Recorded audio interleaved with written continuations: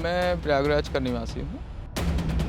Society में खुद को स्थापित करने के लिए, खुद को प्रूव करने के लिए कि नहीं बेस्ट हूँ और इस जॉब को मैं क्रैक कर सकता हूँ, इस एग्ज़ाम को मैं क्रैक कर सकता हूँ, वो दिमाग में रखकर चल दिए थे। 2012 में मैं मतलब हिंदी मीडियम से सेलेक्ट हुआ हूँ और प्योर हिंदी मीडियम छात्र रहा हूँ मैं शुरू से। जी। पिताजी का साथ आपके साथ हमेशा बना रहा, एक मोटिवेशन बन के भी, उनके बारे में आप बताइए? उनको एक इंस्पायर पर्सन के तौर पे मैं इसलिए फील कर पाया या देख पाया कि बच्चों को पढ़ाना है और पढ़ा के बड़ा आदमी बनाना है। ट्रेनिंग के बाद मैं यहाँ पे जब मेरी पोस्टिंग हो गई थी तब उनकी डेथ हुई। जब भी मैं पहले देखता था दबंग मूवी देखी तो ऐसा लगा कि ये जो पुलिस की छवि है सिर्फ फिल्म वाली छवि है। फिर आप जब अपने काम को करते गए तो लोग आपको जब दबंग बोलने लगे, तो इस पे आपका क्या विचार है? कैसे देखते हैं आप इस चीज़ को? मैं सहमत नहीं हूँ दबंग छवि से। मतलब मुझे लगता है कि मैं सीधा साधा कानून के हिसाब से चलने वाला आदमी हूँ।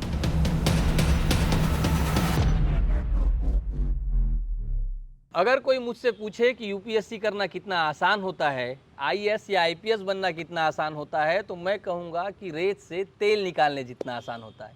फिर आप कहेंगे कि रेत से तेल निकालना तो मुश्किल है, तो मैं यही बताना चाहता हूँ कि यूपीएससी करना बहुत मुश्किल है। ये इसलिए नहीं कह रहा हूँ कि ये मैंने सुना है, ये ज़िंदगी मैंने जी है। मैं भी कोशिश किया हूँ कि मैं भी एक अधिकारी बन जाऊँ, लेकिन कहीं मेरी कमियाँ रह गई, मेरी कोशिशें कम रह गई। लेकिन संजोग देखिए कि आज मैं जिनके सामने आया हूँ, वो यूपीएससी क्रैक करके वो ड्रीम जॉब में है जिसे मैं करना चाहता था, वो आईपीएस बन चुके हैं। और क्यों जानना है हमें इनके बारे में, क्या मिलेगा हमें जान के? हमारी मानसिकताएं होती है कि कैसे अधिकारी बनते हैं, अधिकारी बनने के बाद क्या जलवे होते होंगे। आज वो हम सब पूछेंगे, सब जानेंगे जो आपको जानना ज़रूरी होगा, ताकि आपको प्रेरणा मिल सके। आप जो दिन भर की ज़िंदगी में, रोज़मर्रा की ज़िंदगी में छोटी छोटी समस्याओं से परेशान होते हैं, सर की जर्नी देखकर आपको पता चलेगा कि हम लोगों की ज़िंदगी अच्छी है। और सर लोग जो यहाँ तक पहुँचने में बहुत मेहनत करते हैं, बहुत परिश्रम करते हैं, अपनी आधी ज़िंदगी लगा देते हैं और उसके बाद ये पद पाते हैं। उसके बाद उनके सामने कैसी-कैसी समस्याएँ आती है, कैसी चुनौतियाँ आती है। तो आज हमारे साथ खास मेहमान है दुर्ग के एसपी साहब जितेंद्र शुक्ला सर। सर आपका बहुत-बहुत स्वागत है हमारे चैनल में। Thank you Saurabh. Sir, interview के बारे में मैं सोच रहा था, थोड़ा बहुत पढ़ा, खोजा, ढूँढा, परेशान हो गया कि आपसे क्या सवाल करूँगा, क्या है?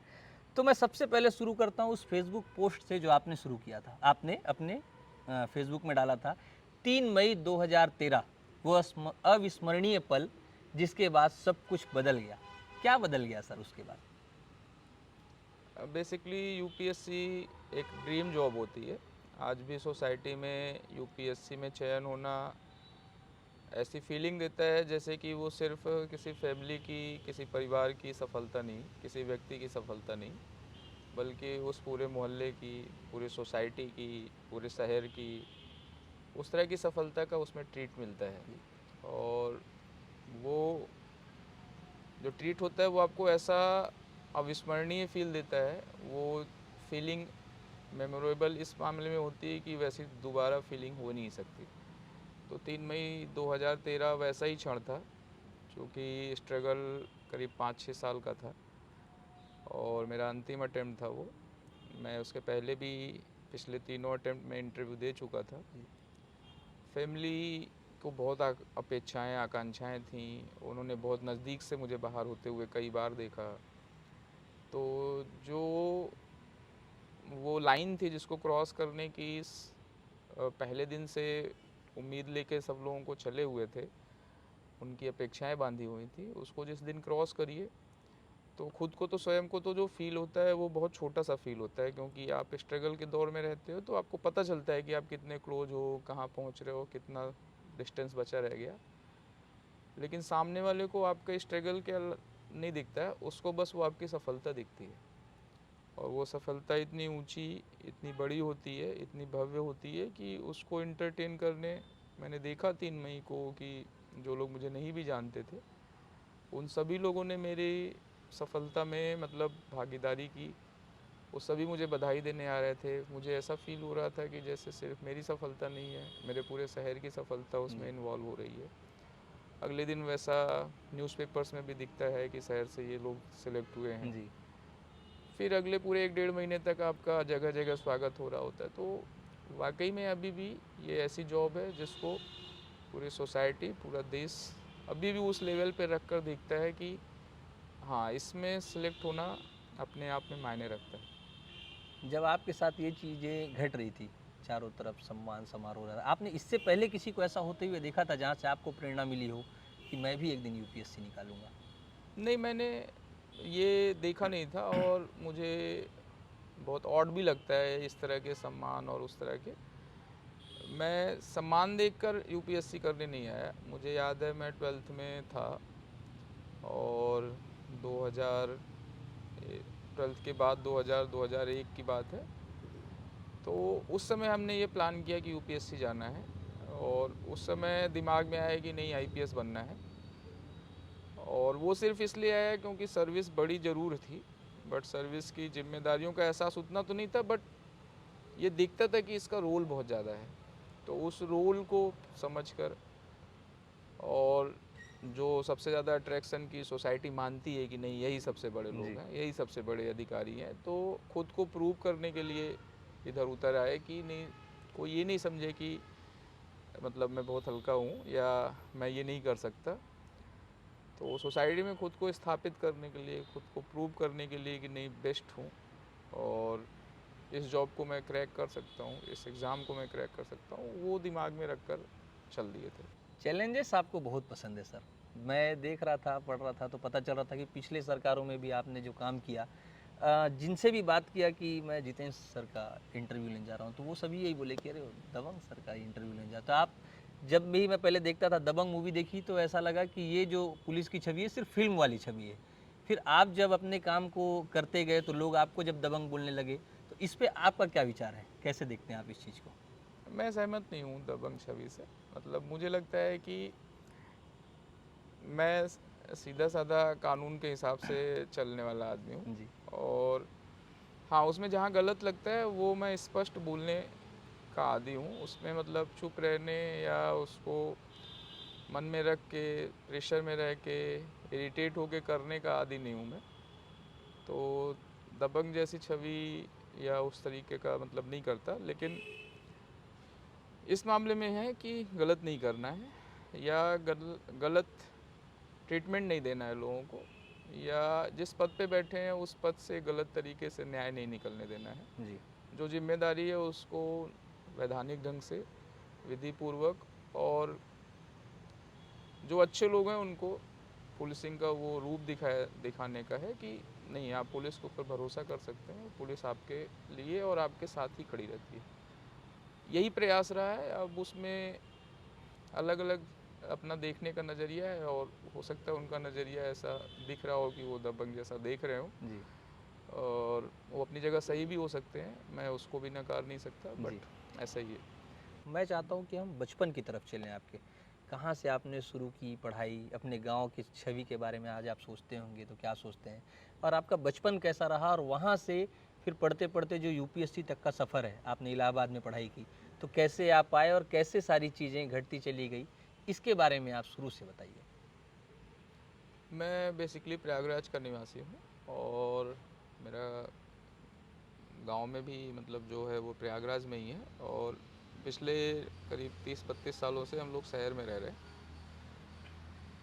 मेरी शुरुआती पढ़ाई जो हुई वो क्लास 2 तक गांव के स्कूल में हुई। जी। तब तक हम लोगों की पूरी फैमिली गांव में रह रही थी। लेकिन उसके बाद पिताजी की जॉब लगी और वो यूपी रोडवेज़ में बस कंडक्टर थे। तो वो लोग अपने जैसे ही जॉब लगी तो उसके नेक्स्ट ईयर वो फैमिली को लेकर शहर आए कि रेंट पे हम लोग रहते थे चौक के आसपास में। जी। फिर वहाँ से 2 साल मैं एक जैन स्कूल था, जैन विद्यालय बोलते थे उसको, उसमें पढ़ाई की। फिर क्लास 5 से लेके 8 तक मैं सरस्वती शिशु मंदिर विद्या मंदिर में पढ़ा, और फिर 9वीं से 12वीं तक गवर्नमेंट इंटर कॉलेज इलाहाबाद, जो आज भी मतलब बहुत फेमस स्कूल है हिंदी माध्यम के लिए, है सरकारी कॉलेज बट बहुत अच्छा स्कूल है, उसमें पढ़ा। और उसके बाद फिर बीए और एमए जो है मैंने इलाहाबाद यूनिवर्सिटी से किया। तो पूरी शिक्षा दीक्षा लगभग ऐसी रही, और एमए मैंने ज्योग्राफी से किया हुआ है।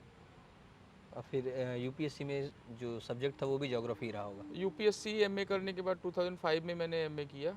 2006 से हमने यूपीएससी के लिए स्टार्ट किया, और उस समय वो दौर था जब यूपीएससी 2 सब्जेक्ट के साथ दी जाती थी, और उसमें ऑप्शनल भी तब प्रीलिम्स में भी एक ऑप्शनल और एक जीएस होता था। तो मेन सब्जेक्ट मेरा ज्योग्राफी था और दूसरा सब्जेक्ट हिंदी लिटरेचर था। हिंदी लिटरेचर। हाँ, Hindi literature. Sir Hindi literature में कहा जाता है कि मार्क्स ज़्यादा मिलता है, लेकिन आज तो हिंदी और इंग्लिश की बहुत खासी लड़ाई चल रही है। सभी हिंदी मीडियम्स के विद्यार्थियों को शिकायत रहता है कि इंग्लिश मीडियम के ज़्यादा बच्चे सफल होते हैं। उस दौर में फिर आप हिंदी मीडियम को आगे लेके आगे चले गए। 2012 में मैं मतलब हिंदी मीडियम से सेलेक्ट हुआ हूँ, और प्योर हिंदी मीडियम छात्र रहा हूँ मैं शुरू से। जी। ये चीज़ें द्वैध ये डिस्कशन में 2006-07 के बाद से ही शुरू हो गया कि मतलब इंग्लिश मीडियम को किसी न किसी तरीके से उस एग्ज़ामिनेशन प्रोसेस में अनड्यू फ़ायदे दिए जा रहे हैं, जबकि हिंदी मीडियम को उससे कमज़ोर उसका लाभ नहीं मिल रहा है। मैं सिर्फ 10% इस बात से सहमत करता हूँ, क्योंकि यूपीएससी का एग्ज़ाम जो है, मैं अभी भी मानता हूँ कि जितना मैंने किया था हर अटेम्प्ट में, उतना मुझे मार्किंग हुई है, उतना मुझे नंबर्स मिले हैं, और मुझे कभी भी ऐसा एहसास नहीं हुआ कि मुझे हिंदी माध्यम के कारण असफल हो रहा हूँ। और सफलता भी जब मुझे मिली तो मैं ये कतई इस पे सहमत नहीं हो सकता है कि माध्यम के कारण मतलब मेरा 4 साल लगा। और जो 4 साल जो लगे वो मेरी अपनी गलतियों कमियों के कारण लगता है। मुझे लगता है कि यूपीएससी में माध्यम बहुत मैटर नहीं करता।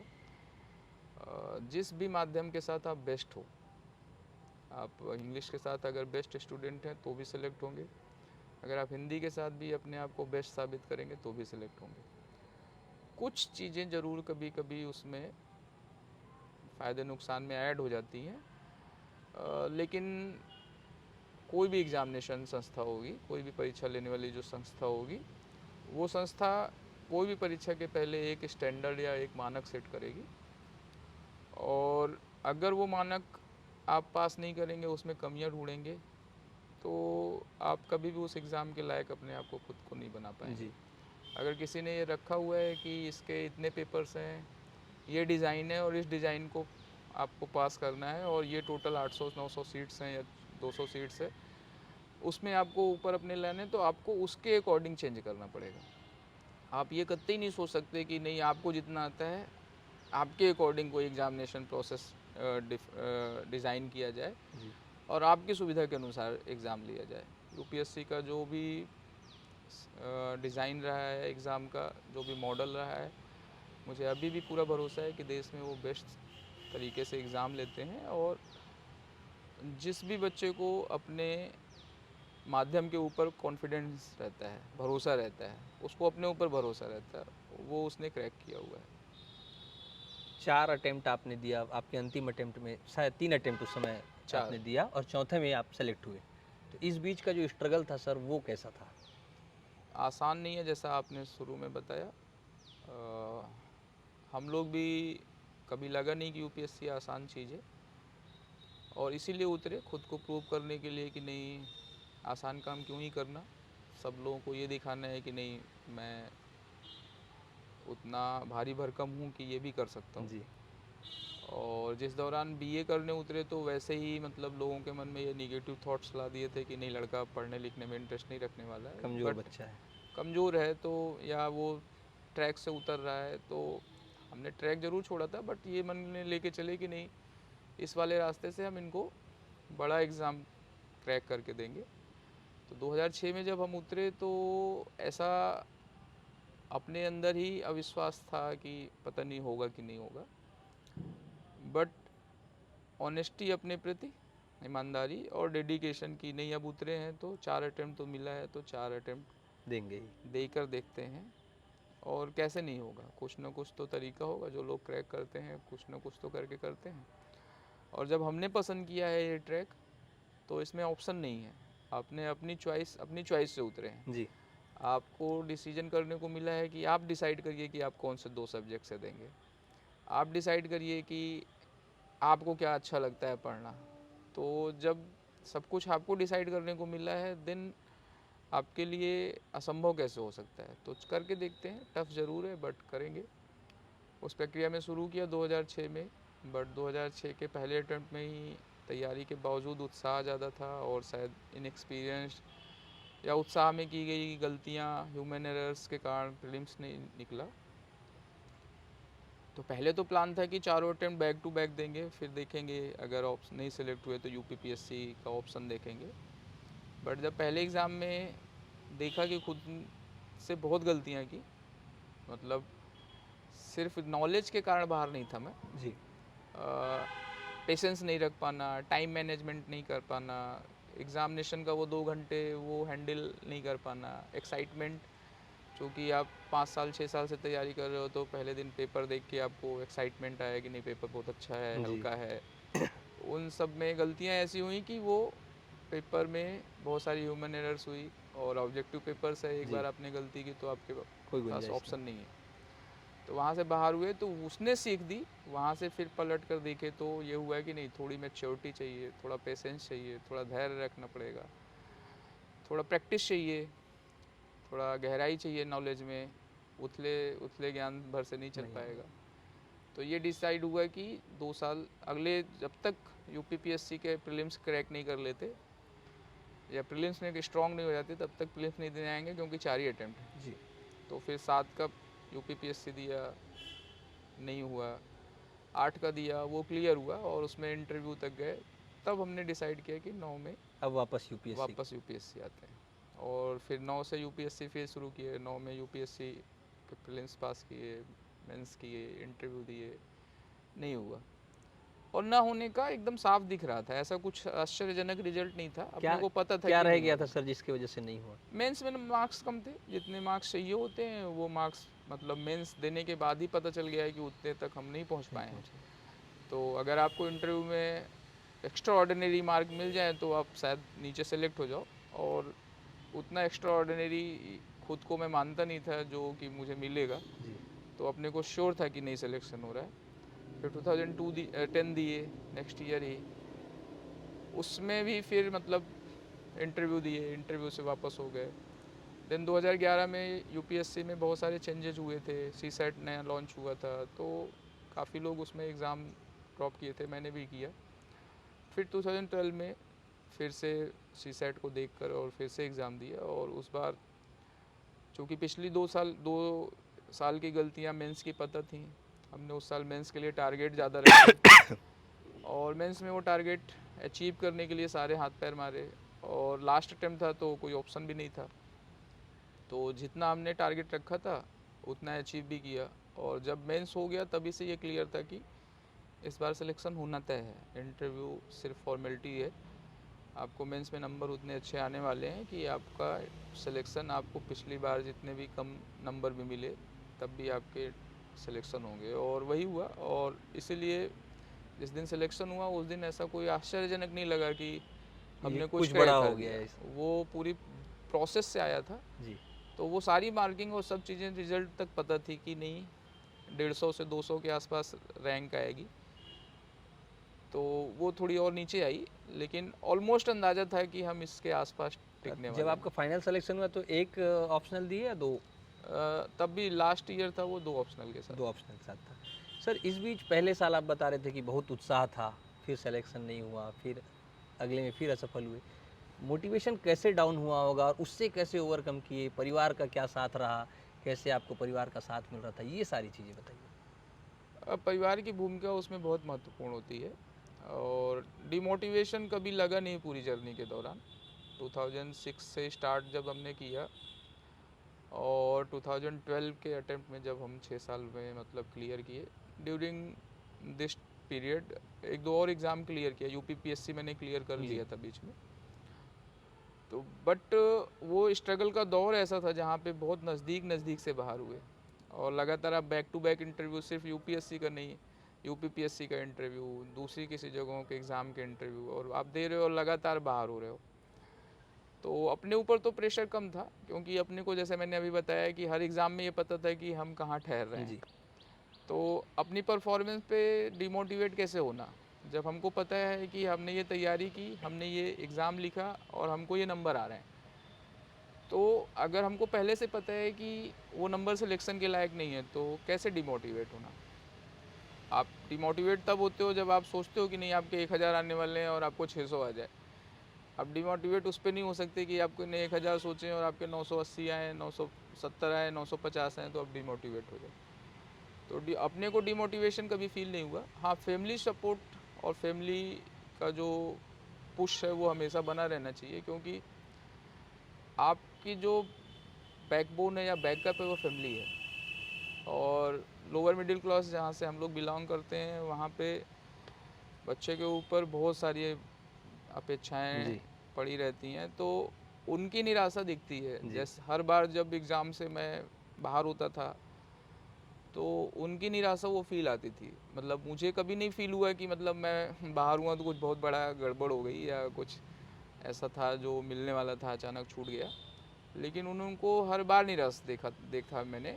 और परंतु सेम टाइम में मेरे पिताजी वैसे थे कि हर रिजल्ट के बाद जब उनको पता चलता था कि नहीं हुआ तो वो एक ही लाइन बोलते थे, कोई बात नहीं, फिर से ट्राई करो, पिछली बार से तो ज़्यादा ही आया होगा ना। जी मतलब उनकी वो लाइन मुझे हमेशा इंस्पायर भी करती थी कि जहाँ छोड़े हो वहीं से शुरू कर लो, उसके पीछे जाने की ज़रूरत नहीं है, वहीं से आगे का देख लो कि क्या गलतियाँ रह गई हैं, क्या कमियाँ रह गई हैं, कितना दूर बचा रह गया है टारगेट, लाइन कितनी दूरी बची रही है जितनी और कवर करनी है, तो अगले अटेम्प्ट में वो ट्राई मार लो। पिताजी का साथ आपके साथ हमेशा बना रहा, एक मोटिवेशन बन के भी, उनके बारे में आप बताइए कुछ। मेरे पिताजी बहुत नॉर्मल से इंसान थे ऐसा, बट हम लोगों ने उनको शुरू से देखा। उन जो कि वो गांव से निकले, हम लोगों के जी गांव में ज़मीन को लेके वहाँ पे बहुत सारी लड़ाइयाँ थी। तो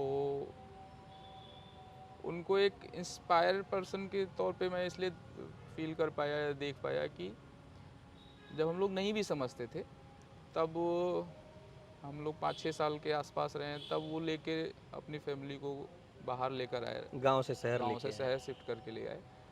सिर्फ इसलिए क्योंकि गांव में बच्चों के लिए स्कोप नहीं है, बच्चों को पढ़ाना है और पढ़ा के बड़ा आदमी बनाना है। जब हम लोग समझदार हुए या थोड़ा बड़े होने पे क्लास 4th 5th के बाद, तो उनका वो एक तरीका था कि किसी का बच्चा बहुत अच्छा नंबर लाया है, किसी का बच्चा कोई बड़े एग्ज़ाम में सफल हो गया है, इंजीनियरिंग के एग्ज़ाम में सफल हो गया है, तो उससे मिलवाने ले जाना, देखो ये हो गया वो हो गया। बड़े लोगों की जो जॉब वाले जैसे ये एसपी कलेक्टर और इन जी लोगों के, इन लोगों की तरफ मोटिवेट करके दिखाना कि नहीं देखो ये लोग हैं। हर समय ये एहसास कराना कि गांव में तुम्हारा भविष्य नहीं है, वो बहुत कम ज़मीन है, वहाँ पलट के अगर तुमको जाना पड़ा तो फिर ये अपनी असफलता है, वहाँ पे कुछ नहीं मिलने वाला है। जी पढ़ाई ही एक माध्यम है जिसमें तुम खुद को साबित करके बड़ा जा सकते हो। तो वो हर चीज़ वो शुरुआत से छोटी सी उम्र से वो उन्होंने माइंड में डालना शुरू किया। हर जगह शुरू में बेफालतू का भी लगता था, जी पता नहीं क्या समझाया जा रहे हैं, एक ही रट लगाए जा रहे हैं। वो गाड़ी पे आगे बैठे हुए हैं, उनके पास उस समय लूना हुआ करती थी जी और पीछे वो ज्ञान चल रहा है, लेकिन वो अपने माइंड के ऊपर से मतलब चला जा रहा है। जी 5th 6th तक के बच्चों को कुछ समझ नहीं आता है, दिमाग यहाँ खेलना चाहता है और पापा अधिकारी बनाना चाह लेकिन रहे वो फील 10th 12th के बाद समझ में आई कि नहीं, उनकी डेडिकेशन, उनका जो इच्छा शक्ति थी वो अपने बच्चों को लेके इस लेवल पे थी कि नहीं, उनको कुछ उस रास्ते पे वापस नहीं जाने देना है जहाँ पे लड़ाई झगड़े और उसके अलावा कुछ नहीं है।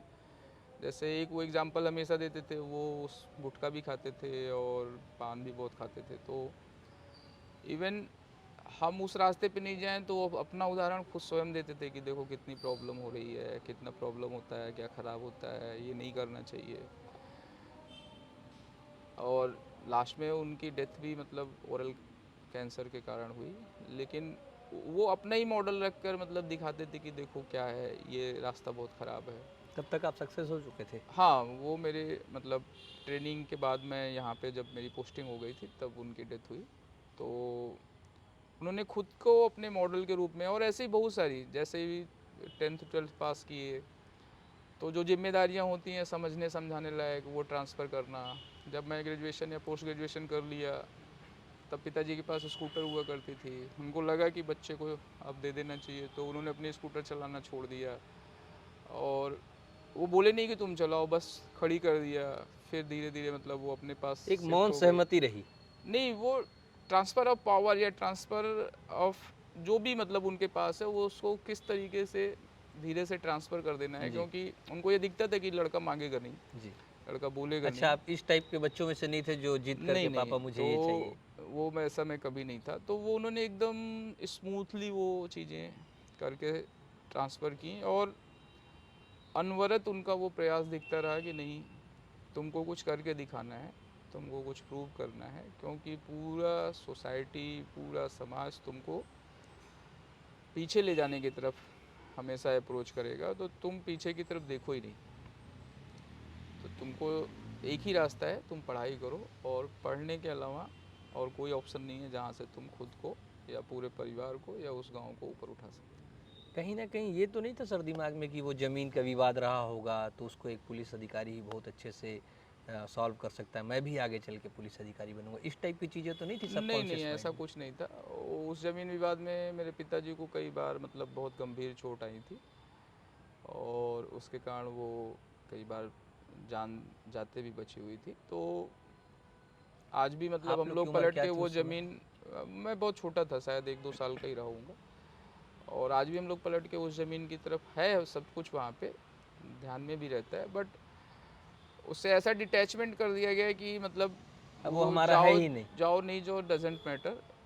तो है सब कुछ वहाँ पे, लेकिन अगर आप उसकी तरफ नहीं भी सीरियस हो तो कोई फ़र्क नहीं पड़ता। लेकिन अब तो पावर आ गया है सर, आप एक फ़ोन करेंगे तो बहुत सारी चीज़ें हो जाएगी। अब कभी नहीं लगता कि कहीं न कहीं उसको वापस हासिल करना चाहिए इस टाइप का कुछ? मुझे लगता है कि जितनी ज़रूरत है भगवान आपको उतना देते हैं।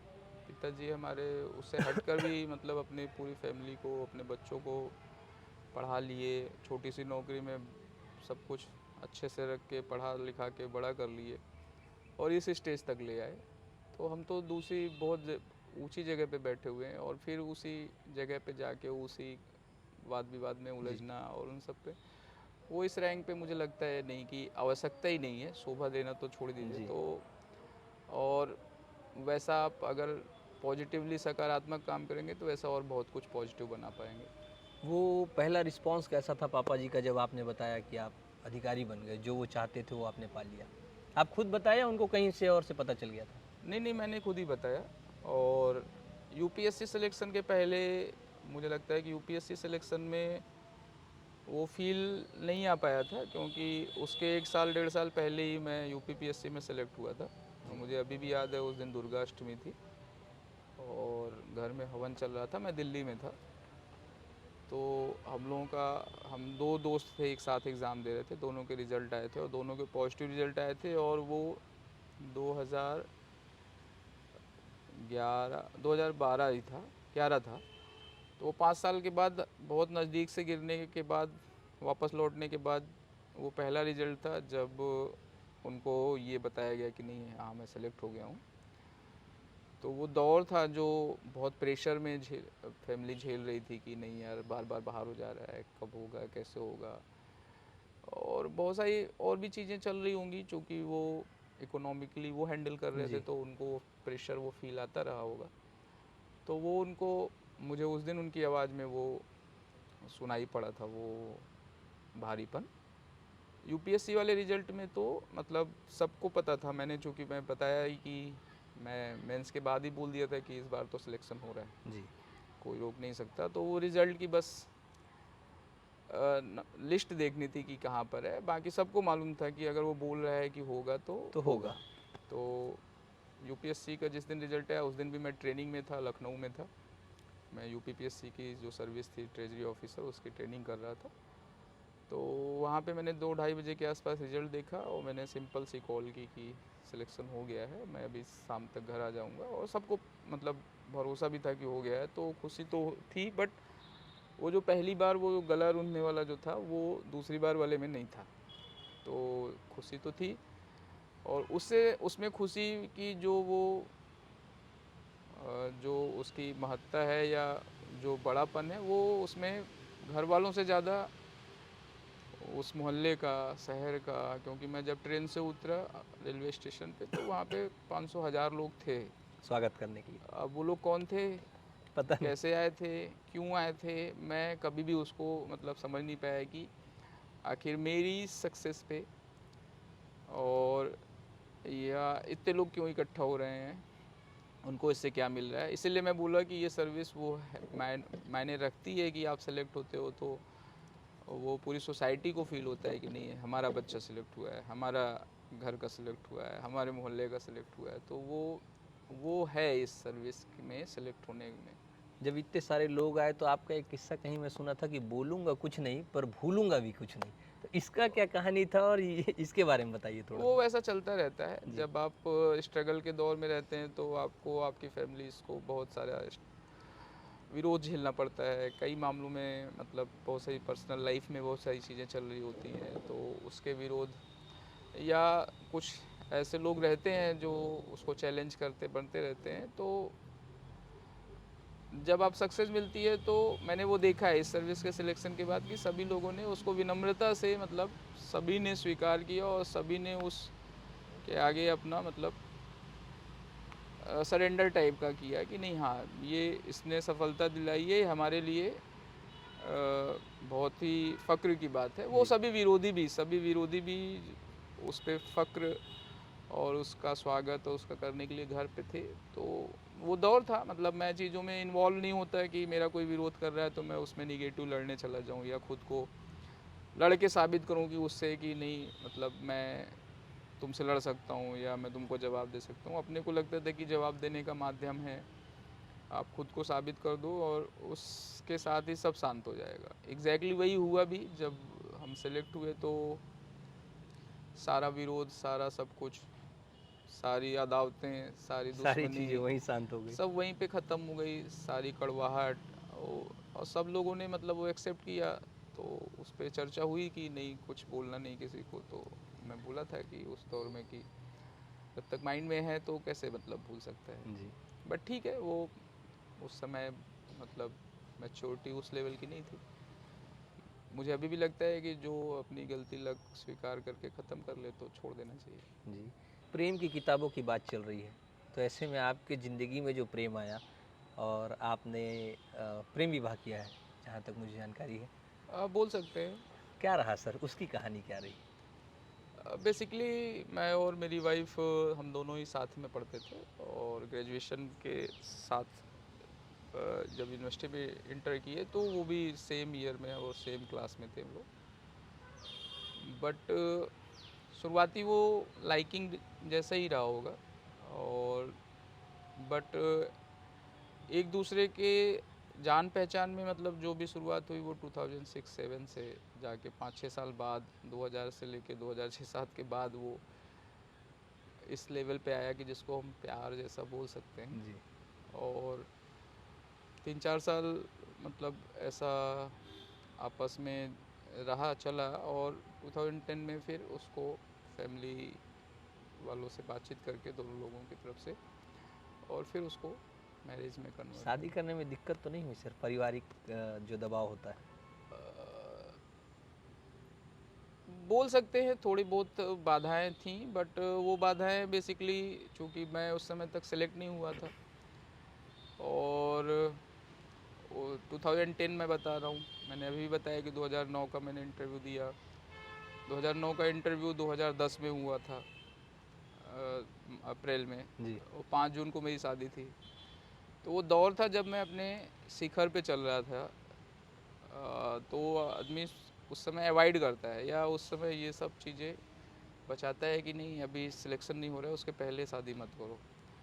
तो वो चल रहा था, बट वहाँ पे ये डिसाइड हुआ चूँकि हम दोनों एक दूसरे के प्रति ऑनेस्ट थे और अपने को ये था, वो प्यार उस लेवल का नहीं था कि मतलब जहाँ पे कोई और ऑप्शन था। जी। जिस दिन ये क्लियर हुआ कि हम दोनों किसी रिलेशनशिप में जा रहे हैं, उसी दिन ये क्लियर था कि इस पे शादी ही करेंगे और आगे इसके की ज़िंदगी अलावा साथ में ही बितानी है। शादी ही करेंगे और कुछ नहीं है इसमें। तो जब उसके घर में उसके शादी के मतलब प्रेशर प्रस्ताव आने लगे तो वहाँ पे पीछे हटने का कोई ऑप्शन नहीं था, क्योंकि मेरे कारण कोई दूसरा नहीं रुक सकता ना। जी। तो ये बात घर में बताई गई और फिर दोनों के घर वालों ने आपस में बातचीत किया। थोड़ा वो उस समय था मेरे कारण कि मैं सेलेक्ट नहीं था, मेरे पास जॉब नहीं थी, तो थोड़ा उस कारण से मन मुटाव मन में रहा होगा। और वो ऑब्वियस है, वो प्रकृति है। कोई भी नहीं चाहेगा कि मतलब कोई बेरोजगार या उस टाइप का लड़का जिसको मतलब जी। उसको शादी, और इस समय शादी, जब वो अभी एग्ज़ाम पे एग्ज़ाम दिख रहा है, तो उसकी एक रुकावट या बाधा मन में थी। बट गार्जियन ही थे जिन्होंने पूरा समझने के बाद उस पर पूरा सपोर्ट किया और पूरा बैकअप किया। और मैंने इसीलिए बोला कि बोल सकते हैं, क्योंकि शादी ऐसा कहीं से भी नहीं था जो अरेंज मैरिज नहीं। लव बिकम अरेंज वाला हाँ। कॉन्सेप्ट हो गया। सर देखा जाता है कि अक्सर बोला जाता है कि पढ़ाई कर रहे हो, प्यार के चक्कर में मत पढ़ो, फेल हो जाओगे। जो फेल हो जाता है उसको बोला जाता है कि इस चक्कर में थे, बहुत प्यार मोहब्बत कर रहे थे, नहीं निकाल पाए। आपने कैसे मैनेज किया इन सारी चीज़ों को? तो मैंने बताया ना कि हम लोग को पहले से डिसाइड था कि ये जो मतलब प्यार का या बाकी अलग का आजकल थीम लिया जाता है, सीन जी। लिया जाता है, हमको जो एहसास था प्यार का, वो जिम्मेदारी थी। मतलब मेरी उसके प्रति, उसकी मेरे आपके प्रति। प्रति। अगर उसकी जिम्मेदारी आपको फील आती है कि आपके कारण उसको प्रॉब्लम नहीं हो या आप कहाँ फंस रहे हो, तो अगर आप इस जिम्मेदारी के साथ किसी को अपने साथ सेलेक्ट किए हुए हो, तो वो बाधा नहीं बनता है, सहारा बन जाता वो आपका सपोर्ट सिस्टम बनता है। है। जी। तो मेरी वाइफ भी उसी सपोर्ट सिस्टम के साथ ही आई। उसने कभी भी कहीं पे भी ऐसा कोई चीज़ बाधा नहीं बनने दी, बल्कि एकदम फ्री अपने आप को उस रास्ते पे छोड़ के रखा, सपोर्ट किया। कहीं कोई शिकायत नहीं, कहीं कोई ऐसा वो चीज़ें नहीं आने दी कि जिसके कारण मेरी अपनी खुद की तैयारी में, खासकर उस समय जब अपनी इंगेजमेंट चल रही हो, शादी चल रही हो, उस दौर में भी मैं इंटरव्यू दे रहा हूँ, अगला प्रीलिम्स दे रहा हूँ, मेंस लिख रहा हूँ, देन फिर इंटरव्यू दे रहा हूँ। तो वो 9 और 10 का वो दौर था जब ये सब कुछ चल रहा था। बट सबको अपनी जिम्मेदारी का एहसास था। उनको पता था कि वो सिर्फ मेरी सफलता नहीं है। अगर मैं नहीं सफल होऊंगा तो उसके चयन के ऊपर भी प्रश्न चिन्ह उठेगा कि उसने किस लड़के को किसको चयन चयन किया। किया? तो उसने भी पूरा सपोर्ट किया और फाइनली इन सब लोगों का सपोर्ट रहा है जिसने मतलब, और इन सब लोगों की मेहनत भी रही हो, इन सब लोगों का त्याग भी रहा होगा, जो फैमिली के साथ पूरा सब लोगों का दिया हुआ है, जो इस रास्ते तक ले आए। आप सुकमा में थे, आपका मंत्री जी से विवाद हो गया, बहुत ज़्यादा चर्चे में रहा, सोशल नेटवर्किंग साइट में रहा, आपके पक्ष के लोग बहुत ज़्यादा सपोर्ट करने लगे। पूरा कहानी क्या था सर, और कैसे आप उन चीज़ों को हैंडल कर पाए? वो सोशल मीडिया में ही हाइप हुआ, मुझे इससे बहुत कोई ख़ास मतलब भी नहीं था और फ़र्क भी नहीं पड़ा था। अनफॉर्चुनेट जैसा था इंसिडेंट, और मुझे लगा नहीं था कि वो इस लेवल पे हाइप करके प्रोजेक्ट किया जा सकता है या प्रोजेक्ट कर दिया लोगों ने। और मैंने तो सिर्फ मतलब उसको बहुत सामान्य ढंग से लिया था। वो बेसिकली एक पत्र था जिसमें पोस्टिंग वोस्टिंग के लिए लिखा हुआ था, और मुझे लगा कि जिस तरह का सुकमा का माहौल है, जिस तरह के सुकमा की परिस्थितियां हैं, जिस तरह के सुकमा का सुरक्षा का दृष्टिकोण है, वो एसपी समझ सकता है कि किसको कहाँ पे रखना चाहिए था। बस उसका रिप्लाई था वो, और प्रॉपर मतलब उसमें डिसरिस्पेक्ट का ख्याल भी नहीं था। उसको प्रेजेंट गलत तरीके से कर दिया गया, और मैं अपने ट्रांसफ़र पे भी ऐसा कोई दुखी नहीं था या ऐसा कोई मतलब मुझे लगा कि ऐसा किसी को नहीं करना चाहिए। हाँ, मैं सुकमा में रुक के अगले 2 साल में देना चाहता था, क्योंकि मुझे पता था कि मैं सुकमा को बहुत कुछ दे सकता हूँ। तो मुझे वो थोड़ा-सा दुःख हुआ था कि मैं जो कर सकता था उसको मेरे को उस समय मतलब हट गया। परंतु मुझे सरकार के डिसीज़न पे कभी भी गलत नहीं लगा। और सरकार, ये हमेशा सरकार का विशेषाधिकार है कि वो किसी भी अधिकारी को अपने हिसाब से कहीं पे भी रखेगी। और मुझे लगता है कि सबको उसको सही, गलत, अच्छी, गल पोस्ट है, गलत पोस्ट है, साइड लाइन है, लूप लाइन है, इन सब थॉट प्रोसेस से अलग हटकर मतलब जो पोस्टिंग मिली है उसको एंजॉय करना सीखना चाहिए।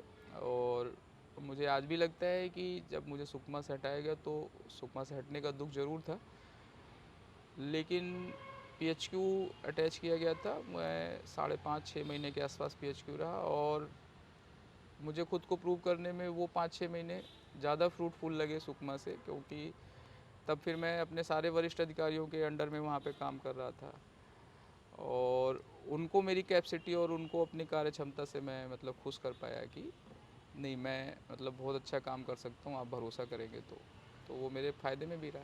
उस वाले परिस्थिति के बाद फिर लखमा जी से आपकी भेंट मुलाकात कहीं हुई? कैसे गए अभी संबंध, आपसे कोई बातचीत हुआ क्या? नहीं, मेरे हमेशा से अच्छे संबंध रहे। मैं बताया ना, मैं पर्सनल कुछ है ही नहीं। मैं आज भी उनकी बहुत रिस्पेक्ट करता हूँ और यहाँ कहीं भी उसके बाद भी हमेशा मिले, दुआ सलाम होती रही अच्छे से और कुछ भी पर्सनल नहीं है। मैं ऐसा कुछ नहीं लिखा जो जितेंद्र शुक्ला ने कुछ लिखा हो। मुझे जो पुलिस अधीक्षक के तौर पे समझ में आया था उस समय, वो मैंने लिखा था और मुझे लगता है कि बस वो प्रेजेंट थोड़ा सा मतलब आजकल सोशल मीडिया का ज़माना बढ़ा है चढ़ा तो के बता उस दिया तरह गया। से मतलब प्रेजेंट हो गया। अदरवाइज़ मुझे सिर्फ उस चीज़ का बस एक दुख हुआ था कि उस दौर में मैं सुकमा में अच्छा काम कर सकता था और मैं चाहता था कि मैं सुकमा में अच्छा करूं।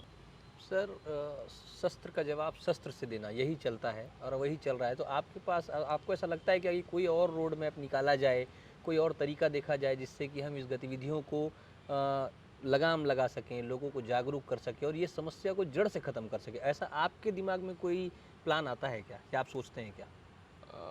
मैं करीब 5 साल बस्तर में रहा हूं और जितनी अपनी लिमिटेड या जितने अपने एक्सपीरियंस से जो सोच बनी है, मुझे ये समस्या कभी भी गोली का जवाब गोली से नहीं लगा है। और चूँकि इसका उद्भव भी जो हुआ वो सामाजिक आर्थिक तरीके से हुआ, बाद में उसमें राजनीति भी जुड़ गई, तो आज उसको हम बोल सकते हैं सामाजिक आर्थिक राजनीतिक समस्या है। जी। फोर्स तो उसको सिर्फ कंट्रोल करने में लगी हुई है। मतलब जहाँ पे गन की ज़रूरत आएगी वहाँ फिर सिर्फ फोर्स उसका जवाब दे सकती है।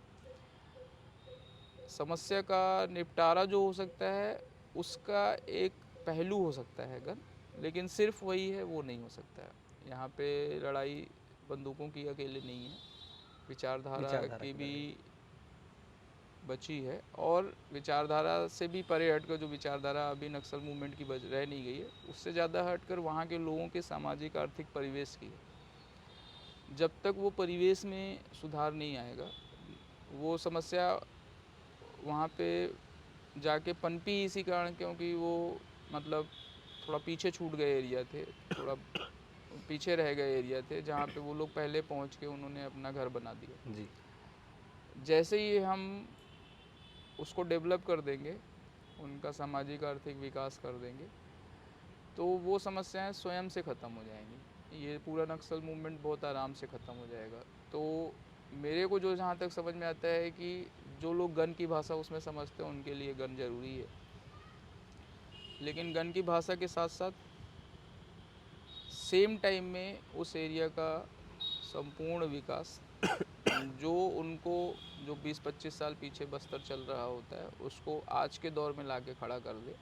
अगर हम वो कर पाने में सफल रहे तो नक्सल मूवमेंट को आराम से ख़त्म कर देंगे। तो गन के साथ साथ डेवलपमेंट बहुत ज़रूरी है। इवन डेवलपमेंट प्रायोरिटी है और गन उसका दूसरा, उसको करवाने का माध्यम बस है कि अगर कोई गन की भाषा ही समझेगा तो वो ठीक है। सर आप कोरबा में ही पोस्टिंग में थे और कोरबा देखा जाता है कोल माइनिंग के लिए।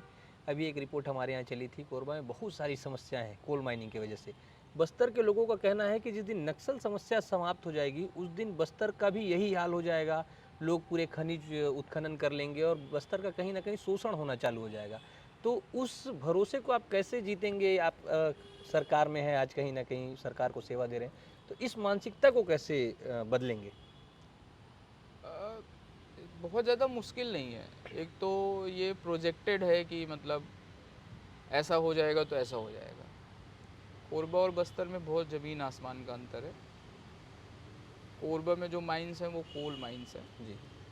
कोल माइंस, और बाकी यहाँ पे जो अवेलेबल मिनरल्स हैं अभी उन मिनरल्स का उत्खनन होगा कि नहीं होगा ये तक भी डिसाइड नहीं है, लेकिन वो डर पैदा कराया जा रहा है लोगों के मन में कि नहीं ऐसा ही हो जाएगा, सब उजड़ जाएगा, आपका जल जंगल ज़मीन पूरा हथियार है। ये एकदम मतलब मुझे लगता है कि बहुत वाहियात टाइप का मतलब कॉन्सेप्ट दिया गया है, चूँकि वो लोग कटे हुए लोग थे मेन स्ट्रीम से, तो उनके मन में ये बैठा ज़रूर दिया गया कि आपका जल जंगल ज़मीन चला जाएगा।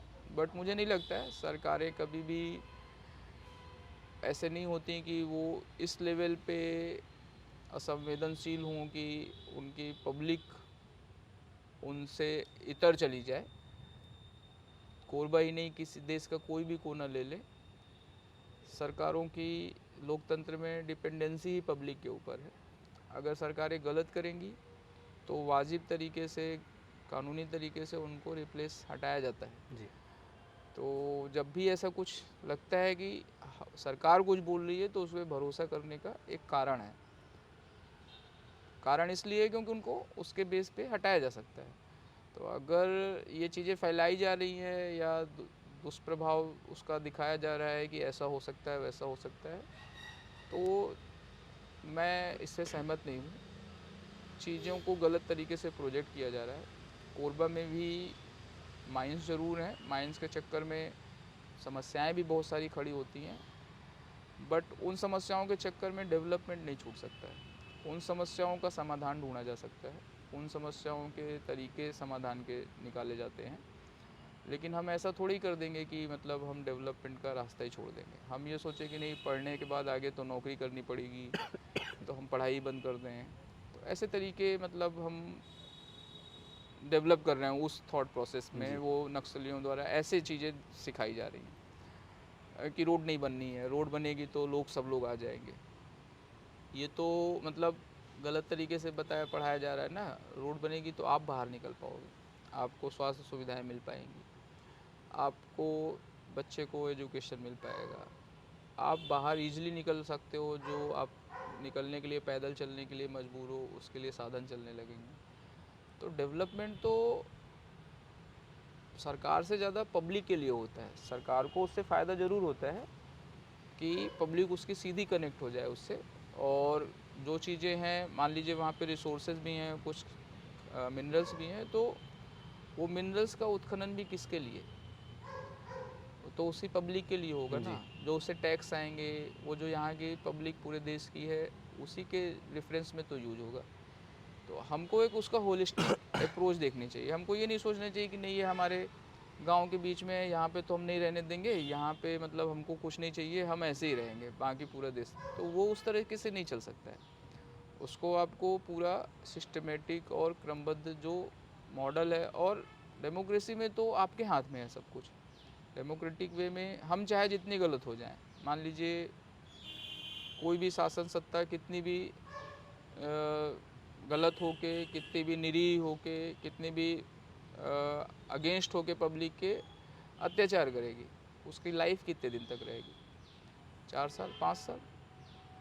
तो जब पॉलिटिशियंस से ज़्यादा इसका एहसास किसको होगा कि वो पब्लिक के अगेंस्ट नहीं जा सकते, तो उनकी जो पॉलिसी होगी, जो चीज़ें होंगी वो आएंगी उसमें इम्प्लीमेंटेशन में पब्लिक के फेवर में। तो वो भरोसा करना चाहिए। और इसके उलट मैं ये बोलता हूँ कि पिछले 80-82 के दशक से बस्तर पीड़ित चल रहा है, उसके उलट नक्सल मूवमेंट ने क्या दिया उनको? ऐसी डेली रोज़मर्रा की हत्याएं, जी। डेली जो उनका आंदोलन के जो वो खोखले सिद्धांत हैं उनके दम पे बस्तर के आदिवासियों को क्या मिल रहा है? कुछ नहीं मिला। वो वहीं पे रह गए पीछे, उसी छोटे छोटे जंगल ज़मीन के नाम पे उनको दिग्भ्रमित करके और उनको बहका के उनको उसी में बांधे रख रहे हैं, उनसे निकलने तक नहीं दे रहे हैं। बहुत सारे अच्छे लड़के, बहुत सारे पढ़ने वाले लड़के, बहुत सारी चीज़ें जो उस बस्तर की खूबसूरती को और अच्छी कर सकती थी, वो वहाँ तक पहुँचने नहीं पा रही हैं। सर ऐसा क्या कारण है कि नक्सलवाड़ी से शुरू हुआ आंदोलन आंध्र प्रदेश होते हुए बस्तर में जाके अपना इतना पैठ बना लिया, और हमारे पास सब कुछ है, संसाधन है, सरकार है, उसके बावजूद हम वहाँ तक के लोगों तक पहुँच नहीं पाए और उनका भरोसा जीतने में आज भी नाकाम है। तभी वो लोग उनके तरफ अट्रैक्ट हो रहे हैं या उनकी बातों को मान रहे हैं या जल जंगल ज़मीन की लड़ाई कर रहे हैं, जिसमें आप बोल रहे थे कि उनको दिग्भ्रमित किया जा रहा है। हम कहाँ चूक गए, हमारे या सरकार की कौन सी नीतियाँ या सरकार कहाँ चूक रही है जो वहाँ तक अपना बात कन्वे नहीं कर पा रही है और लोगों को समझा नहीं पा रही है? इसमें मैं आधी बात से सहमत हूँ। सरकार प्रयासरत है, सरकार के एफर्ट जो हैं वो वहाँ तक पहुँच रहे हैं, और चूक जो हुई है वो शुरुआती चूक है। वो 80 के दशक का जो समय था, जिस समय बहुत सारी चीज़ें या जो वैक्यूम था, गवर्नमेंट वहाँ पे नहीं पहुँच पाई थी, और उस दौरान जो सामाजिक आर्थिक परिवेश को लेके नक्सलवाद मूवमेंट चला, उसने पर्टिकुलर उस पैच को आइडेंटिफाई किया जहाँ पे उनके लिए बहुत आसान था पहुँच के अपने आप को स्थापित कर लेना ना। आंध्र प्रदेश में चल ही रहे थे वो लोग, और तेलुगु बेस्ड उनका पूरा आंदोलन, स्ट्रॉन्ग लीडरशिप थी। और जो बस्तर का साउथ बस्तर एरिया है वो बहुत ईजिली तेलुगु वहाँ पे बोली समझी जाती है, तो उनके लिए उनके फेवर का इन्वायरमेंट था, और उनके लिए एक हेवन टाइप का था, स्वर्ग जैसा था, जहाँ पे मतलब उन्होंने इन्फिल्ट्रेट किया अपने को। और चूँकि गवर्नमेंट के जो इंस्टीट्यूशंस थे उनकी वहाँ पे अप्रोच बहुत नहीं थी भी तो वो नाम मात्र के प्रेजेंट थे, जिनका कोई एक्टिविटी बहुत ज़्यादा नहीं थी, तो उन्होंने वहाँ पे पहुँच के अपनी पैठ बना ली। यहाँ तक की गलती है, और यहाँ पे ही मतलब इसके बाद फिर जब इससे ज़्यादा चूक नहीं हुई। हाँ, वर्तमान में जो ये आप बोल रहे हो कि नहीं हम उनके तक बात नहीं पहुँचा पा रहे, मैं इससे पूर्णतः असहमत हूँ। मैं खुद करीब 2 साल नारायणपुर में सुकमा में रहा, और 1 साल करीब नारायणपुर में। सरकार ने जहाँ कहीं पे भी अपनी पहुँच बनाई है, वहाँ की पब्लिक सरकार के ही फेवर में है। वहाँ की पब्लिक कभी नक्सलियों के फेवर में नहीं है। ये साफ़ सुथरा उदाहरण है कि जहाँ हम नहीं पहुँच पाए, जहाँ वो पहले से बैठे हैं, बस वहीं के लोग डर के कारण, प्रेशर के कारण, और डर सबको स्पष्ट है, वो जो ऊट-पटांग आरोप लगा के पुलिस का सहयोगी है, मुखबिर है, लगा के वो जो विभत्स तरीके से हत्याएं कर दी जाती हैं, उसके कारण आम पब्लिक के पास ऑप्शन क्या बचता है कि अगर उसको सुरक्षा के उसको गारंटी नहीं है तो उसका नक्सल के साथ बने रहना मजबूरी है। तो जो लोग उनके साथ बने हुए हैं वो अभी भी मजबूर हैं। बस्तर में ऐसा कोई भी एरिया, चाहे जितनी आलोचनाएं होती हों पुलिस की, सिक्योरिटी फोर्सेस की, लेकिन ऐसा कोई भी एरिया जहां कैंप खुला, वहां आसपास का जो माहौल है वो तत्काल परिवर्तित हो गया। पुलिस फेवर में कैसे आ जाता है? एक ही दिन में हृदय परिवर्तन तो होगा नहीं। वो दिखाता है कि वो पहले से ही मतलब तैयार बैठे थे, बस उनके पास तक पहुंचने की कमी थी कि उनको जब सिक्योरिटी का वो गारंटी मिल जाए कि हमको अब कोई नहीं मारेगा, तो हम आपके फेवर में हैं, इनसे तो हम परेशान हैं। तो मुझे जो फील आया वो वैसा ही है। उन्होंने गन के दम पर, उन्होंने दहशत के दम पे, उन्होंने हत्याओं के दम पर उसको कंट्रोल करके रखा हुआ है, और वो हत्याएं इतनी विभत्स होती हैं कि उस पर कोई भी डर जाएगा। अदरवाइज़ कोई भी विचारधारा के दम पे, कोई भी उनके ऐसे कल्याणपरक कदमों के कारण या कुछ ऐसा कुछ उन्होंने डिज़ाइन दिया हो, उसके कारण पब्लिक उनके फेवर में नहीं है।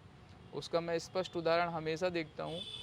हर वो एरिया जो टफ था, या जो पहले बोला जाता था कि अरे यहाँ पे तो कभी पुलिस पहुँच ही नहीं सकती थी, या यहाँ पे बिना गोली के तो बात ही नहीं होती थी, जिस दिन वहाँ कैंप खुला है, पूरे गांव वाले उसी दिन से पुलिस के फेवर में आ जाते हैं, और फिर वो उसी माहौल में सरकारी योजनाओं से कनेक्ट हो रहे हैं, चीज़ों का लाभ ले रहे हैं, उनको पता चल रहा है कि नहीं इतने सारे फ़ायदे होते हैं।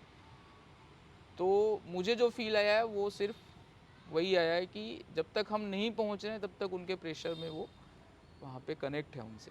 इस समय आप नारायणपुर में पोस्टिंग में थे, लोगों का कहना था कि इनको संट पोस्टिंग मिला है, बटालियन में दिए हैं, ये वहाँ पर भी जाके खेल रहे हैं, घर बना लिए हैं बहुत अच्छा, और फेसबुक में फ़ोटोज़ डाल रहे हैं और चिढ़ा रहे हैं अपने प्रतिद्वंदियों को। तो ऐसा कुछ था क्या सर दिमाग में?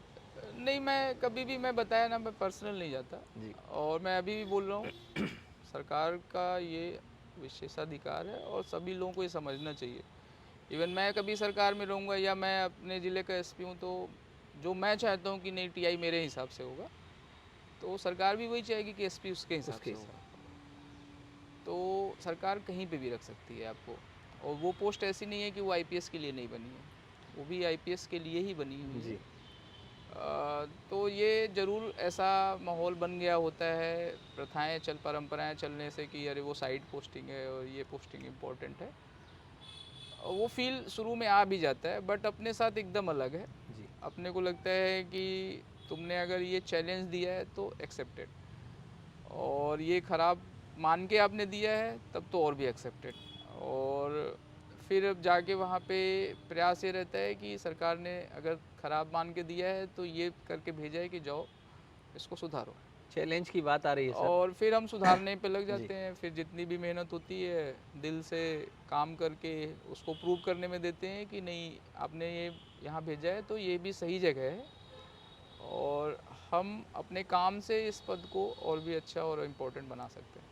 चैलेंजेस की बात चल रही है तो अब आप उस ज़िले में हैं जहाँ पे महादेव सट्टा ऐप पिछले बहुत टाइम से सुर्खियों में रहा है और उसके कनेक्शन बाहर तक के हैं, तो यहाँ पर अब आप उसको कैसे मैनेज कर रहे हैं और कोई प्रेशर आता है क्या बाहर से कि इन चीज़ों को कैसे हैंडल करना है, इस जैसा कुछ, या महादेव सट्टा ऐप के लिए आप क्या कर रहे हैं अभी? प्रेशर तो मेरे ऊपर कभी किसी चीज़ का नहीं आया, और महादेव सट्टा ऐप ज़रूर पिछले 3-4 सालों में आफ्टर कोविड यहाँ पे अपना संस्थागत रूप धारण कर चुका था। अब कैसे हुआ, कैसे धारण हुआ, वो मतलब बहुत आइडिया नहीं, क्योंकि उस पर कठोर कार्रवाइयाँ होनी चाहिए थी, लेकिन उस दौर में क्या रहा, कैसे रहा, उसने संस्थागत रूप धारण किया, और उसका प्रभाव ऐसा था कि भिलाई में मैक्सिमम जगहों पे उसका प्रचार प्रसार जी। हो गया था।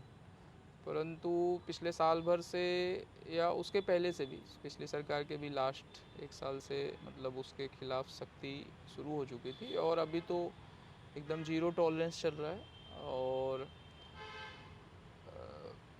वो संस्थागत रूप में इस्टेब्लिश हो गया था इसलिए थोड़ा टाइम ले रहा है। अदरवाइज़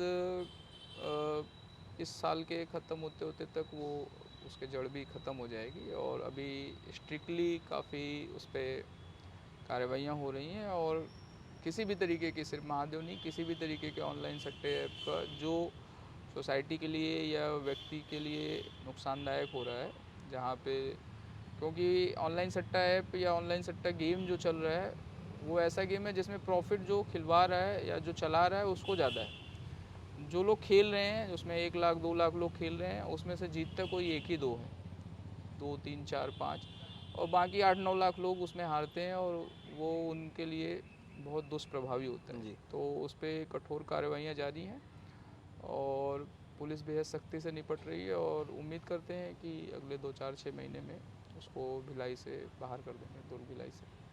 सर आपके काम को लेके हमने बात किया, आपकी स्ट्रगल को लेके बात किया, निजी ज़िंदगी में आप बहुत शौकीन माने जाते हैं, फेसबुक में आपके फ़ोटोज़ डलते रहते हैं, खेल के प्रति आप बहुत जागरूक हैं, इस बिज़ी शेड्यूल में भी आप जिम या शरीर के फिटनेस के लिए बहुत काम करते हैं, कैसे ये सारी चीज़ों को मैनेज कर लेते हैं सर? फेसबुक चूँकि सिलेक्शन के पहले का है, उस दौर में टाइम मिल जाता था। अभी भी जब टाइम मिल जाता है तो फेसबुक हैंडल हो जाता है, बट जैसे अभी दुर्ग में है तो यहाँ पे टाइम उतना नहीं मिलता, तो वो अभी सेकेंडरी में चला जाता है।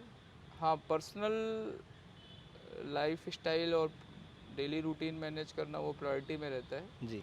पुलिस विभाग में है, पुलिस विभाग में यूनिफॉर्म सर्विस है, यूनिफॉर्म के लिए मतलब ये रहता है कि आपके पास पब्लिक देखना चाहती है एक आपको आइडियल तरीक़ों में, शेप में, तो उसके लिए प्रॉपर टाइम लेना, खुद को फिट रखना, खुद को अच्छे रूप में प्रेजेंट करना, वो प्रायोरिटी में रहता है। वो ट्रेनिंग ने डाला है हॉबी में, जी। तो उसके लिए ज़रूर पर्सनल टाइम निकालते हैं दिन में, और वो टाइम मिल जाता है सभी तरीके से। जब आपका इंटरेस्ट होता है तो हर उस चीज़ में जिसमें आपका इंटरेस्ट है आप कभी ना कभी थोड़ा सा टाइम निकाल लेते हैं, और ये तो फिर सर्विस की रिक्वायरमेंट है। तो खुद को फिट रखना वो खासकर पुलिस जैसी जॉब के लिए बहुत ज़रूरी है, तो उसके लिए टाइम निकालना मजबूरी भी है और ज़रूरत भी। शौक किन किन चीज़ों का रखते हैं सर? जैसे अभी भी आपको बहुत कम एक तो समय मिल पाता होगा, लेकिन जब कभी समय मिलता है तो आप किन चीज़ों को करने में पहले अपनी प्राथमिकताएं दिखाते हैं? पढ़ना, खेलना, कूदना? शौक अभी भी है, जब भी टाइम मिल जाए क्रिकेट खेल लेंगे। अभी भी खेलते हैं क्रिकेट? हाँ, क्रिकेट खेल लेते हैं अभी भी, जहाँ पे भी मौका मिल जाए, जब भी मिल जाए, तो बॉलिंग बैटिंग जो भी, तो क्या वो क्या पसंद करते हैं ज़्यादा? बॉलिंग करना ज़्यादा पसंद करते हैं। और मैं ये जानना चाह रहा था सर कि आप अब एक ऐसे पद में हैं जहाँ से आपके हर एक निर्णय से समाज में कोई ना कोई परिवर्तन आएगा। तो अब आप समाज को क्या देना चाहते हैं या उसके प्रति आपकी प्लानिंग क्या है, फ्यूचर प्लानिंग को लेके? चाहे वो पर्यावरण हो, चाहे वो पुलिसिंग हो, चाहे ऐसी व्यवस्था क्रिएट करना, या ऐसा कोई सोच हो जो आप अभी नहीं कर पाए लेकिन आप फ्यूचर में सोचते हैं कि ये, जैसे नारायणपुर में आप स्पोर्ट्स लेके आए, उससे बहुत परिवर्तन आए, इस टाइप की कौन सी गतिविधियाँ आप चाहते हैं जिसको करके आप समाज को एक दिशा दें? पुलिसिंग हमेशा से चैलेंजिंग जॉब रहा है, और पुलिसिंग चैलेंजिंग इसलिए रहा है क्योंकि पुलिस में हमेशा पब्लिक को कानून फॉलो कराना होता है। जी। तो जैसे ही कानून फॉलो कराने की बात आती है, तो बहुत सारी चीज़ें, अगर हम खुद से जिम्मेदार, खुद से समझदार, या खुद के कर्तव्यों के प्रति जागरूक नहीं हैं, तो हम उस पुलिसिंग को नकारात्मक रूप में देखना शुरू करते हैं कि नहीं, पता नहीं क्यों हमारे ऊपर ये मतलब लागू कराया जा रहा जी। है, और क्या इन लोगों को इसके अलावा और कोई काम धाम नहीं है। तो उसके कारण से पुलिसिंग अपने आप में चैलेंजिंग हो जाती है, कि जो हम अच्छे चीज़ के लिए भी कर रहे होते हैं, पब्लिक के फ़ायदे के लिए भी कर रहे होते हैं, तब भी पब्लिक को वो मैसेज क्लियर नहीं रहता है। तो अपना हमेशा से उद्देश्य रहा है कि ऐसी पुलिसिंग, ऐसी पीपल फ्रेंडली पुलिसिंग, ऐसी बनाना या लागू करना या जनरेट करना, जिससे पब्लिक को ये भरोसा हो कि वो उसके लिए हो रहा है। वो हमेशा प्राथमिकता में रही है, और जैसे ही वो हम जनरेट करते हैं, तो पब्लिक को वो जो नकारात्मकता है कि नहीं, हमको परेशान किया जा रहा है, वो चीज़ें दूर हो जाती हैं, और आधा काम अपने आप आसान हो जाता है। तो मेरा हमेशा से मानना रहा है कि पुलिस जितना वर्क करती है, उसको उसका रिटर्न पूरा इसलिए नहीं मिल पाता है क्योंकि उसमें वो टच है ना, वो मतलब आपका पर्सनल टच है, अधिकारियों का जो पर्सनल पब्लिक फ्रेंडली वाला टच होता है, अगर हम वो दे दें, वो फील करा पाएँ, तो वो पुलिसिंग को भी लोग अच्छा रूप में देखने लगते हैं और प्रेज़ करते हैं। जितनी हम मेहनत करते हैं, उसका हमको रिटर्न भी मिलता है तब, कि नहीं, हाँ, बहुत अच्छे अधिकारी है, बहुत जी। अच्छा लड़का है, बहुत काबिल ऑफिसर है। तो वो मेरा उद्देश्य रहता है कि मेरे नीचे काम करने वाले सब लोग वो पुलिसिंग को पैशन के रूप में देख पाएँ। उस पैशन के साथ पब्लिक में वो अपीयरेंस दे पाएँ कि पब्लिक उनको प्रेज कर सके, और पब्लिक उनको रिटर्न में वो प्यार दे सके जो वो पब्लिक के लिए कर रहे हैं। तो इस चैलेंज को मतलब अपने तरीक़ों से दूर करने की कोशिश करते हैं। इस दौरान उसी के अलग-अलग रूप हम सेलेक्ट करते हैं कि ट्रैफ़िक में क्या करना है। अगर इस ज़िले की समस्या ट्रैफ़िक को लेके बढ़ रही है, तो ऐसा कौन-सा अप्रोच अपनाएँ कि ट्रैफ़िक की सेंस जो है वो पब्लिक के अंदर में पॉजिटिव पहुंच जाए। साइबर फ्रॉड हो रहे हैं, तो ऐसे कौन से अप्रोच अपनाएँ कि पब्लिक के अंदर वो समझ पॉजिटिव रूप में पहुंच जाए। तो एक ज़िम्मेदार नागरिक का एहसास करा पाना, एक ज़िम्मेदार नागरिक बनवा पाना, जो पुलिस की थोड़ी बड़ी भूमिका में सकारात्मक रूप से निभा सकती है, वो करने का हम प्रयास करते हैं। सर, बातचीत को मैं अंतिम दौर की तरफ ले जाना चाहूँगा। मैं चाहूँगा कि आप हमारे युवाओं को ये बताएं कि कैसे तैयारी करना चाहिए, क्या करना चाहिए ये तो बहुत लोग बताते हैं, क्या नहीं करना चाहिए इस पे थोड़ा-सा ध्यान दें और उनको एक मार्गदर्शन दें कि जिससे वो सफल हो पाएँ, चाहे वो बस्तर का बच्चा हो, चाहे नारायणपुर का हो या रायपुर का या पूरे देश का हो। तो वो बच्चे आपकी बातों से प्रेरणा लेकर आगे बढ़ें और आपके जैसा ही अधिकारी बनें। जहाँ तक करने की बात है, तो मुझे हमेशा लगता है कि सपने बड़े होने चाहिए। आप जितना बड़ा सपना देखोगे, जब देखोगे तभी अचीव कर पाओगे। जी। उसको अचीव करने के लिए क्या रास्ते हो सकते हैं, फिर वो आपको खोजने पड़ते हैं। जैसे मैं खुद इस सर्विस में जब घुसा, तो मुझे भरोसा नहीं था कि हो पाएगा, लेकिन करते करते चले आए। तो बड़े सपने देखेंगे, और फिर बड़े सपनों के प्रति वो डेडिकेशन, वो ईमानदारी, वो प्रतिबद्धता आपको दिखानी पड़ेगी, तब जाके आप सेलेक्ट हो जाते हैं। 3-4 चीज़ें बहुत ज़रूरी हैं। आपके मन में कोई भी ये द्वैध नहीं होना चाहिए कि ये नहीं हो सकता है। कोई भी टारगेट आप जब आपने एक बार सेलेक्ट कर लिया तो आपके उसके प्रति क्लियरिटी होनी चाहिए कि यही करना है। जी। इसके अलावा कुछ नहीं चाहिए लाइफ में, यही चाहिए। जब ये वाला थॉट प्रोसेस अंदर आ जाता है कि यही चाहिए, तो फिर सब कुछ ईजी होना शुरू हो जाता है धीरे धीरे, क्योंकि तब आप उसके लिए जो रिक्वायर्ड प्रयास होने चाहिए, जो तैयारी होनी चाहिए, वो उसको आप ढूंढने लगते हो, सर्च करने लगते हो। तो अगर ये 2-3 चीज़ें हम कर लेते हैं तो कोई भी टारगेट, कुछ भी अचीवेबल है। आप कोई भी चीज़ें अचीव कर सकते हैं। बेईमानी से काम नहीं चल सकता। आप सोचे कि कोई टॉपिक 1 महीने में ख़त्म करना है, अरे कोई बात नहीं, 1.5 महीने भी लग गया तो क्या दिक्कत है। या छोड़ो यार, किसी ने देखा तो नहीं कि मतलब पहले पढ़ा कि जी। नहीं पढ़ा। आपको खुद को पता है कि आपने पढ़ा है कि नहीं पढ़ा है। खुद के प्रति ईमानदार आप रहना। असफल हो रहे हो तो खुद को पता है कारण कि क्यों असफल हो रहे हो। जी। असफलता के कारण जब कोई पूछे तो ये नहीं बता दो, अरे यार वो तो मैंने बहुत तैयारी की थी, लेकिन वो मेरा तो मैं बीमार पड़ गया था, जी। उस दिन मेरा लक ठीक नहीं था, भाग्य अपने साथ नहीं था उस दिन। तो वो जो ईमानदारी जो खुद के प्रति होती है वो बहुत ज़रूरी है। और इन्हीं सब चीज़ों से मतलब आप कोई भी लक्ष्य हासिल कर सकते हैं। भाग्य की बात आई तो सर आप भाग्यवाद को मानते हैं? आपको क्या लगता है किस्मत कितना ज़्यादा इम्पोर्टेंट है एक सफल अधिकारी बनने के लिए? मुझे जहाँ तक, मैं अभी यहाँ तक आया हूँ 40 साल में, मुझे कुछ भी ऐसा फील नहीं आता कि कुछ भाग्य भरोसे मिला।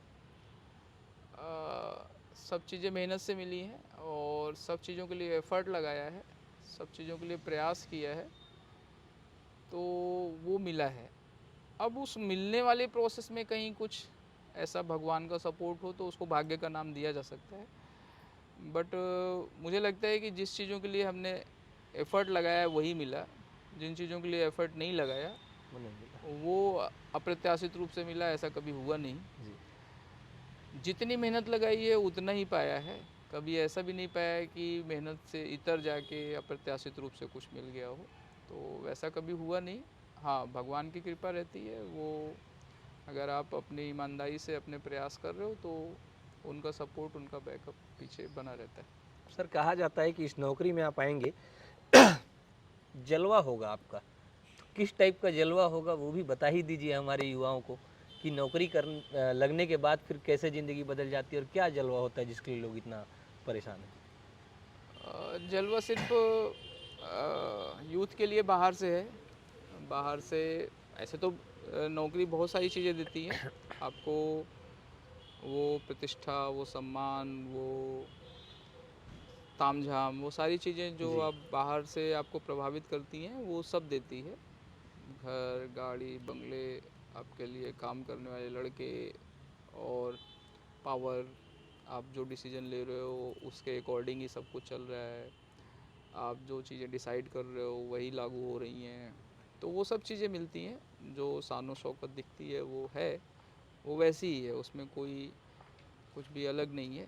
बट जो चीज़ें जाननी चाहिए उनको, वो सिर्फ ये शानो शौकत और जलवा और ये सब, ये दिखावे के लिए नहीं है, ये पूरी जिम्मेदारी के लिए दी गई हैं। इसके अलावा भी ये सिर्फ सर्विस का 2% ही पार्ट है। जो बाकी 98% है वो बहुत ही जिम्मेदारी, बहुत ही उत्तरदायित्व, तो बहुत ही कंधे के ऊपर आपके भरोसा, बहुत ही अपेक्षाएं आपके ऊपर डाल के रखी जाती हैं ताकि आप वो परफॉर्मेंस दे पाओ जो पब्लिक चाहती है, जो सरकार चाहती है। तो वो इसका 98% पार्ट है जो बाहर से दिखता नहीं है, और वो बहुत टफ है। जी। वो इतना आसान नहीं है उसको डे टू डे निभा पाना। हर दिन सुबह उठ के और शाम तक थक जाना, फिर अगले दिन फिर वहीं से शुरू करना, फिर थकना, तो वो बहुत चैलेंजिंग है। बट मुझे लगता है कि लाइफ में चैलेंज हमेशा बढ़िया चीज़ होती है और वो आदमी को हमेशा स्ट्रांग बनाती है। तो नौकरी में जो तामझाम है, उस तामझाम के अलावा वो तामझाम इन जिम्मेदारियों के लिए दिए गए हैं, जी।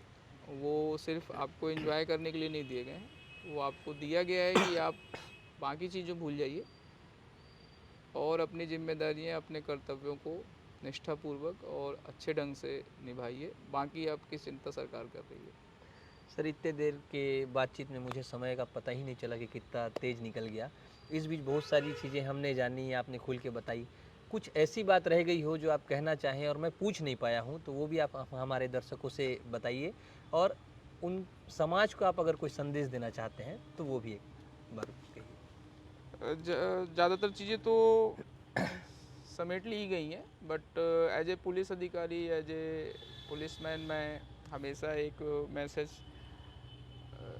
देता भी रहता हूँ। और जैसे हमसे अपेक्षाएं रहती हैं पब्लिक की कि पुलिस ऐसी दिखे, वैसे ही मैं हमेशा सोचता रहता हूँ कि पुलिस हमेशा पब्लिक के साथ कंधे से कंधा मिला के खड़ी है।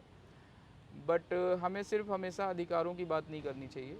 अधिकारों के साथ साथ हमारे जो अपने कर्तव्य हैं, जो डे टू डे लाइफ के कर्तव्य हैं, जो आपकी अपने परिवार से लेके अपनी सोसाइटी के प्रति हैं, चाहे वो छोटी छोटी चीज़ों से हैं, चाहे ट्रैफिक रूल्स में हेलमेट पहनने से लेके और रूल्स किसी भी तरीके के फॉलो करने से लेके साइबर फ्रॉड में जो अननोन लिंक्स और इन सब चीज़ों के बारे में जो प्रयास किए जाते रहते हैं, वो आपको जिम्मेदार नागरिक के रूप में वो क्या करना चाहिए उसका एहसास होना चाहिए। ये जितनी भी चीज़ें चल रही हैं वो सिर्फ पुलिस की जिम्मेदारी नहीं है। आपकी जो लाइफ है वो आपकी फैमिली के लिए, सबके लिए ज़्यादा इम्पोर्टेंट है। हेलमेट पहनना इसलिए ज़रूरी है क्योंकि आप अपने परिवार के लिए बहुत महत्वपूर्ण व्यक्ति हैं, समाज के लिए महत्वपूर्ण है और पुलिस के लिए भी बहुत महत्वपूर्ण है। तो अगर वो संदेश हम देना चाहते हैं तो वो हमारे लिए ज़रूरी नहीं है जितना आपके लिए ज़रूरी है। तो मेरा सभी से वो अनुरोध और उम्मीद भी रहती है कि जो भी नियम कानून बनाए गए हैं, एक बार उसके सकारात्मक पहलुओं पे विचार करें।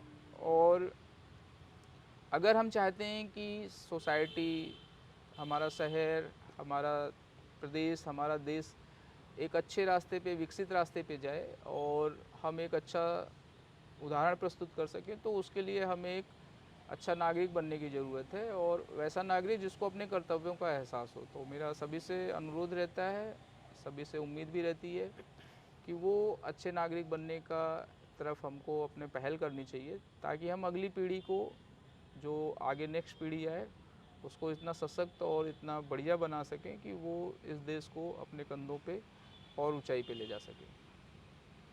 बहुत बहुत धन्यवाद सर आपका, थैंक यू। आपने हमारे लिए इतना समय दिया।